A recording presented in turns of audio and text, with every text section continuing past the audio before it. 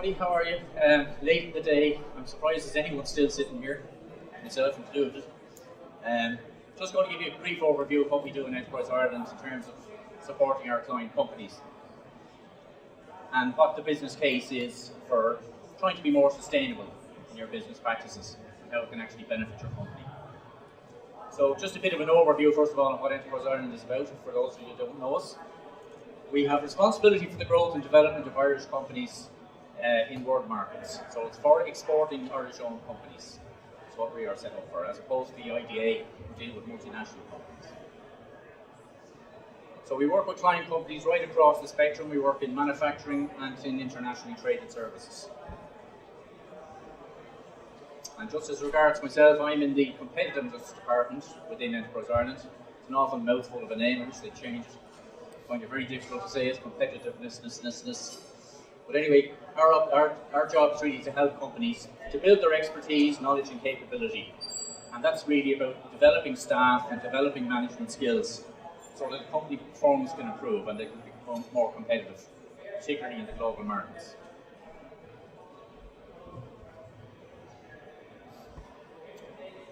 Okay, I suppose just talking around, I'm sure you've heard plenty today about Brexit. It really is a key issue for the Irish economy for the next number of years. And not just alone, but we're also finding out the American market as well is going to be maybe a troublesome area for us. But Brexit is the key area of focus, especially for Enterprise Ireland clients. We export a huge amount into the UK, and this is going to be a real area of concern going forward into the future.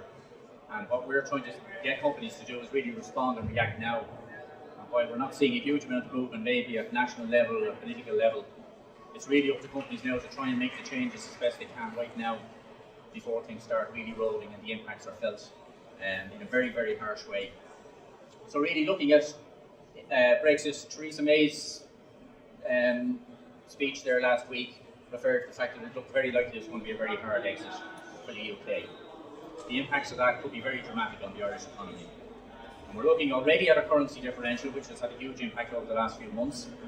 A lot of our Irish companies are supplying into the UK market and will have a very small profit margin in those areas. You could be looking at, especially in the food sector, you could be looking at maybe 4%, which is a very low margin.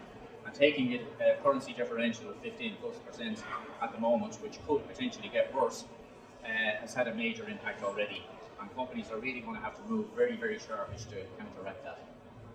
There's always the potential then, if it is a hard Brexit and policies and plans and negotiations have to be undertaken, we could potentially see some other tariffs coming into play in that particular case.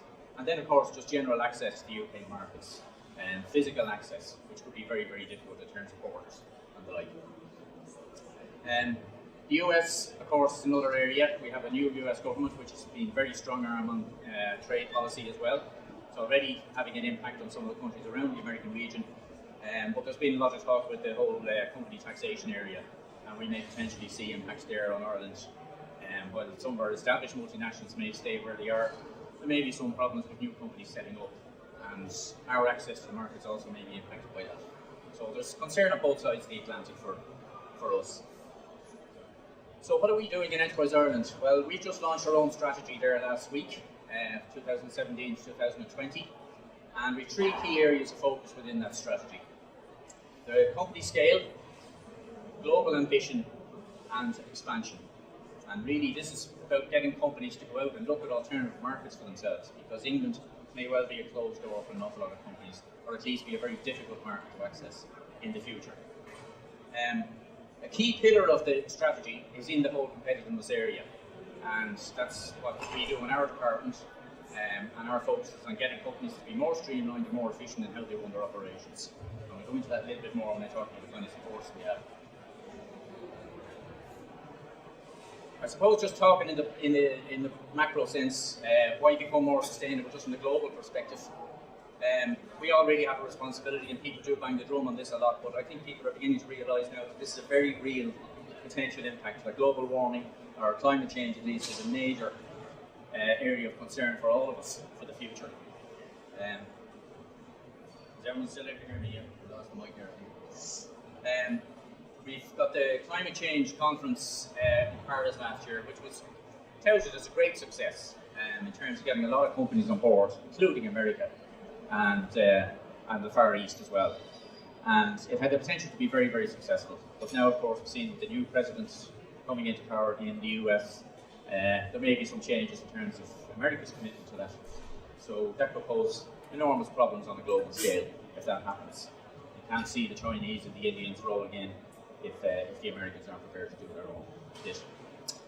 The broader impacts as well, we've got our own commitments at a national level. Ireland has been involved in that conference. We have to meet the requirements and standards that are laid down from these agreements, and it means that we've got to make changes in how we do things in Ireland. Now, particularly it's going to affect the agriculture and the transport areas, but industry has its own part to play within all of this as well. But as well as that, we're seeing the environmental impacts, and they are hitting, and people are beginning to see this in the last number of years.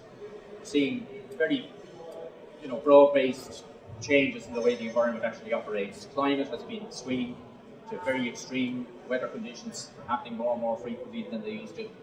And the impacts of those are very, very clear. So we have to get prepared for that, either through adaptation or through actually trying to put the brakes on it a little bit. So we've got all the waste generation which feeds into that. We've got energy security and energy issues related to that. Rising sea levels, and as I mentioned, those kind of weather events. And just on that particular map there, I just got that there from the internet the other day, just a rather scary look at just a 0.25 degrees Celsius increase in the last, it's over 20 years I think it is, in Antarctica. And particularly this red area here just showing the extreme change in temperature there. We had a couple of weeks ago mentioned the part of the Larsen ice shelf, which is actually cracking right across it now and is likely to go at any moment.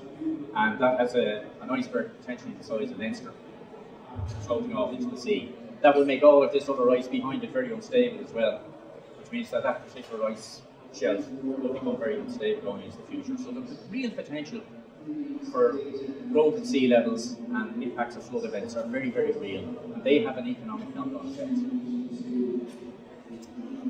So again, in terms of becoming more sustainable, what's the business case for doing it? Well, there are 4 areas that I've kind of highlighted as really the key ones to look at.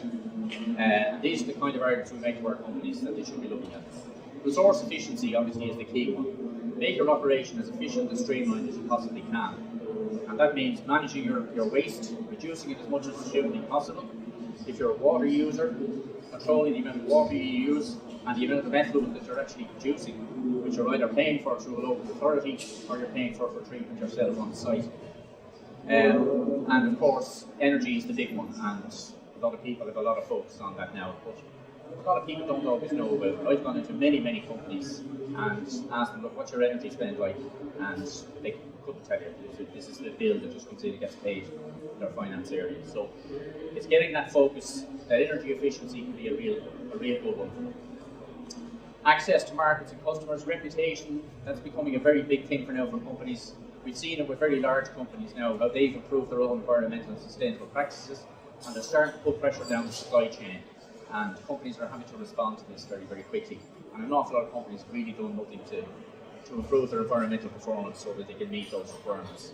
It gives tendering opportunities as well, as a lot more, particularly in the area of green public procurement, that there's opportunities for companies that have improved their environmental performance, that they can actually access tenders that more easily. On the innovation side then, developing new products and processes as well, just improving, reducing the environmental burden of those products that you're producing, so that their end-of-life activities are not a big problem.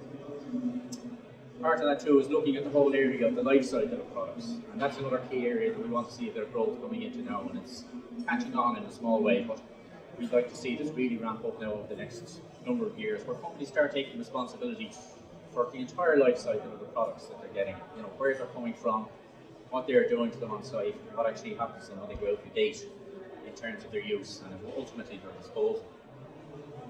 And also on the legal side then, that's just a natural business argument for doing things right. Making sure you're compliant, risk mitigation, those are areas that companies have to be very, very concerned about. They can have real impacts on the company business if there's prosecution or anything like that results in bad practice. Okay, what are we doing in terms of our supports? Enterprise Ireland has had a lean business offer in place since 2010, We've had about 900 companies through that. It's all about improving efficiencies and operational efficiencies. That was always the old idea of lean, and building capability and capacity within companies. Well, it's got broader than that now, and as part of this, our green offer feeds very well into the whole lean business offer that we have. It's about a holistic approach to the business, front gate to back gate, managing everything in your business so that you're doing everything better and more efficiently. And our green offer is there to complement the lean offer, and it focuses at the environmental end, which is often seen as the end of the process and is very often ignored by companies, but it has potential to have a major impact. And companies that are even involved in lean activities, there's a knock-on benefit in terms of improved operational efficiencies can lead to energy efficiencies and waste reduction.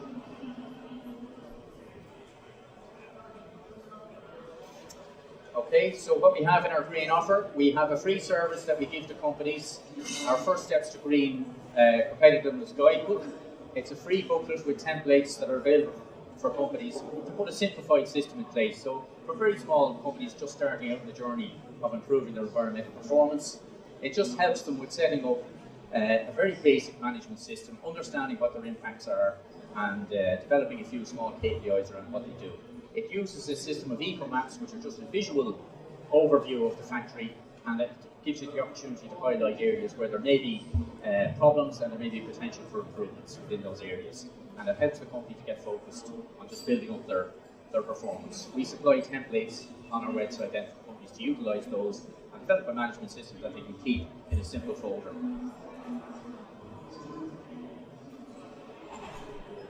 Okay, our Green Start, this is devised for small companies, and this is an actual financial support that we have.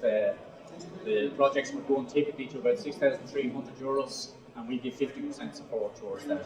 So it's for a consultant to come into the company and develop a formalised environmental management system within the company. Again, at a very basic level, just using the plan, do, check, act process, getting the company to realise what their impacts are, developing more thorough KPIs, and just getting a system going within the company where they continue to try and improve on what they're doing. We supply guidelines on how the projects are conducted. As I said, it's a 7-day consultancy, and it includes a reporting mechanism in it which gives us feedback, and we ask the company to do a project as part of that, a cost-saving project, which gives us back metrics so that we're able to get a clear idea of how effective these programs actually are. Again, it's for SMEs. So just the Green Plus then is our next level up. So this will be for companies looking to go that bit further, and it's a training-based program, so it's really about rolling a bit of expertise across the company, and particularly training up an internal green champion to implement a much more intensive management system, so either for environmental management system or an energy management system, or potentially to look at life cycle processes across their products. So the consultant comes in this case as an external trainer, trains up the internal person, gives them the skills to actually implement the system and put it in place, and that means the capability remains within the company after the person has departed. They can go up to an international ISO standard level, ISO 14001, 14064 or 50001. Again, a reporting mechanism with that, and metrics, we get feedback and metrics from that too. And that is eligible for small and large companies. On our website as well, we've a number of case studies which we've done for a lot of our projects. We've had about 60, 70 projects done at this stage over the last number of years, and we've quite a few case studies there which give a good outline as to why the companies did it and the kind of outcomes and benefits they've got. So just to finish broadly then, we've got outcomes here to just give you an idea of the kind of successes we have. If companies do apply themselves and try and do something with improving their environmental performance, they can make real savings. Example of an engineering company there, small engineering company on a Green Start project saving $20,000 a year directly on their energy use. Another engineering company, $19,000 on water, transport and energy.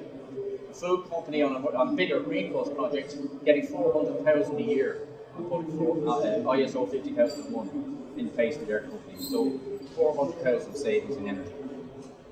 Food company, 36% savings on energy, 12 on water, 15 on water, 12 on waste. Construction company,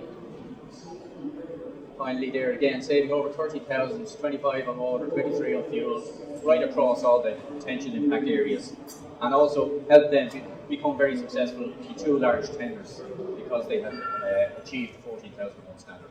So there are real potential benefits there for companies, and we're very happy to try and support our client companies in making themselves more competitive in what will potentially be very difficult times ahead. So just our website there is Enterprise Ireland /EN/productivity. We give all the further details of what we do. I can be contacted at our green mailbox, green@Enterprise Ireland, enterprise-ireland.com. And that's it. So if anyone's any questions, gladly take them.